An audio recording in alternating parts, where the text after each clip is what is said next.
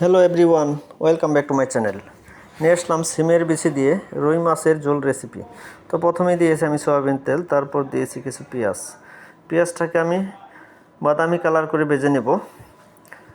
এতক্ষণ অবশ্যই আমার চ্যানেলের সাথে থাকবেন, পুরো ভিডিওটা অবশ্যই দেখবেন, কোথাও স্কিপ করবেন না। পেঁয়াজটা ভাজা হয়ে যাওয়ার পর আমি দিয়ে দিলাম হালকা একটু পানি, পরিমাণ মতো আদা রসুন বাটা, মরিচ, হলুদ, ধনিয়া, জিরা, স্বাদ মতো দিয়ে দিলাম লবণ। এখন আমি মশলাটাকে সুন্দর করে কুক করে নেব 4 থেকে 5 মিনিট। আমি এখানে 60 পিস মাছ বোনা করব, সেই জন্য 2 কেজি সিমের বিচি দিয়েছি, 2-3 কেজি আলু দিয়েছি। এখন সব কিছু দিয়ে দিলাম কিছু পানি এবং দিয়ে দিলাম কিছু কাঁচামরিচ দিয়ে এটাকে সুন্দর করে কুক করব আমি 70% বয়েল হওয়া পর্যন্ত। অবশ্যই ভালো করে কুক করতে হবে, মশলা থেকে কোনো কাঁচা স্মেল যেন না আসে।